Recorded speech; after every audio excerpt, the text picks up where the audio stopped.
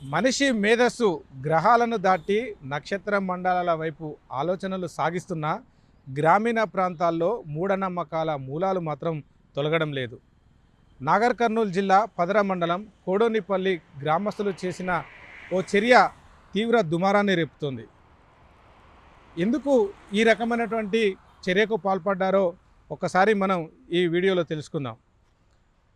పదర మండలం కోడోనిపల్లి గ్రామానికి చెందినటువంటి ఆంజనేయులు వృత్తిరీత్యా హైదరాబాదులో మేస్త్రి పని చేసుకుంటూ జీవనం సాగిస్తున్నాడు. 3 నెలల క్రితం ఎల్బీ నగర్ ప్రాంతంలో జరిగినటువంటి ఒక రోడ్డు ప్రమాదంలో తీవ్ర గాయాల పాలై ప్రాణాలు కోల్పోయాడు.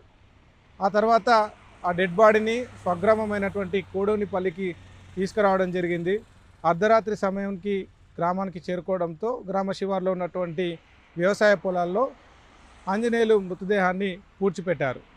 అయితే రోజులు గడుస్తున్నాయి, వానాకాలం వచ్చింది, గ్రామంలో మాత్రం వర్షాలు కురవడం లేదు, పైగా అరిష్టం సోకింది అన్నటువంటి ఒక చర్చ గ్రామంలో పెద్ద ఎత్తున జరిగింది. అయితే ఈ నోట ఆ నోట ఊరంతా కూడా ఇదంతా పాకింది. గ్రామానికి ఏదైతే 3 నెలల క్రితం ఆంజనేయులు అంత్యక్రియలు జరిగినటువంటి తీరే ఇందుకు కారణమని ప్రధానంగా ఈ చర్చలో ఒక నిర్ణయానికి వచ్చారు. అంటే ఈ అరిష్టాన్ని తొలగించాలంటే మళ్ళీ ఆంజనేయులు మృతదేహాన్ని బయటికి తీసి దహనం చేయాలి అన్నటువంటి ఒక నిర్ణయానికి వచ్చారు.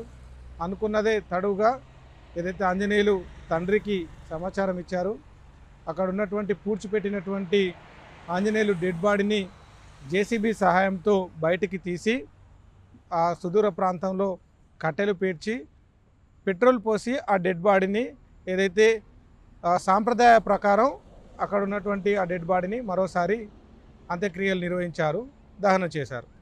అయితే ఇదంతా చూడడానికి కొంత మూఢనమ్మకాలు ఇంత ఉన్నాయా అనే అంశానికి ఒకసారి పరిశీలిస్తే అవునని అనిపిస్తుంది. ఎందుకంటే వాస్తవంగా ఒకసారి ఈ వర్షాలు కురవకపోవడానికి శాస్త్రీయంగా ఉన్నటువంటి శాస్త్రవేత్తలు కావచ్చు, వాతావరణ నిపుణులు చెప్తున్నటువంటి అంశాలను పరిశీలిస్తే ఓవైపు ఎల్నినో ప్రభావము, మరోవైపు కొంత ప్రకృతి విషయంలో లోటుపాట్లు జరుగుతున్న క్రమంలోనే ఈ వర్షాలు ఆలస్యంగా రావడం, లేదా కొన్ని ప్రాంతాల్లో సగటు వర్షపాతానికి తక్కువగా నమోదైనటువంటి సందర్భాలను మనం చూసాం.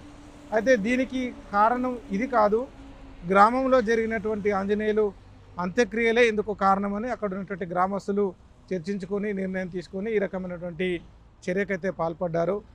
ఆంజనేయులకు పెళ్ళయింది, భార్య దూరంగా ఉంటుంది. ప్రస్తుతానికి ఆంజనేయులు ఒక్కడే హైదరాబాద్లో నివాసం ఉంటున్నాడు. గ్రామంలో ఆయన తండ్రి ఆయన కూడా ఒక్కడే ఉంటున్నాడు.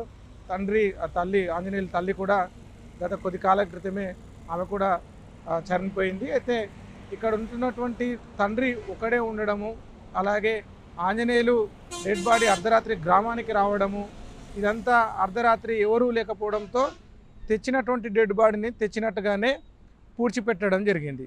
అయితే గ్రామస్తులు చెప్తున్నటువంటి అంశాలను పరిశీలిస్తే అసలు ఆంజనేయులు అంత్యక్రియలు సాంప్రదాయ ప్రకారం జరగలేదు. వాస్తవంగా హిందూ సాంప్రదాయ ప్రకారం ఏ రకంగా అయితే జరుగుతాయో అంత్యక్రియలు, చివరి అంతిమ సంస్కారాలు ఆ లెక్కన జరగలేదు. అందుకనే ఊరంతా కూడా అరిష్టమవుతుంది. ప్రధానంగా వర్షాలు కురవకపోవడానికి కారణం ఆ ఒక ఘటనే అన్నటువంటి ఒక ఆలోచనకు వచ్చి గ్రామస్తులందు కొంతమంది ఈ రకమైనటువంటి నిర్ణయం తీసుకొని ఈ ఘటనకు పాల్పడినటువంటి సందర్భం అయితే కనిపిస్తూ ఉంది. ఓవైపు ప్రపంచమంతా కూడా ఆధునిక సాంకేతిక వైపు పరుగులు పెడుతుంటే నాగర్ కర్నూలు జిల్లాలో ఉన్నటువంటి ఈ కోడోనిపల్లి గ్రామంలో మాత్రం ఈ రకమైనటువంటి మూఢనమ్మకాల పరాకాష్ఠగానే భావించాల్సి ఉంటుంది. అయితే ప్రకృతికి, వర్షానికి, ఈ డెడ్ బాడీ ఖననానికి ఏం సంబంధం అనేటువంటి అంశాన్ని మరికొంతమంది వాదన వినిపిస్తూ ఉన్నారు.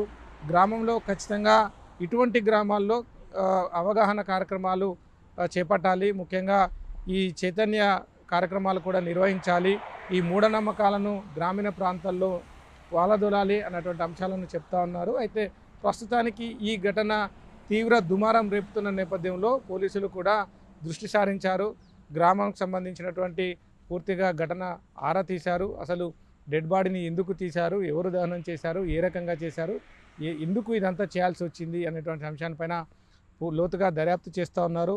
అవసరమైతే ఈ ఘటనకు సంబంధించి కేసు కూడా నమోదు చేసి పాల్పడినటువంటి వారిపైన చర్యలు తీసుకునేటువంటి యోచనలో కూడా ఉన్నారు.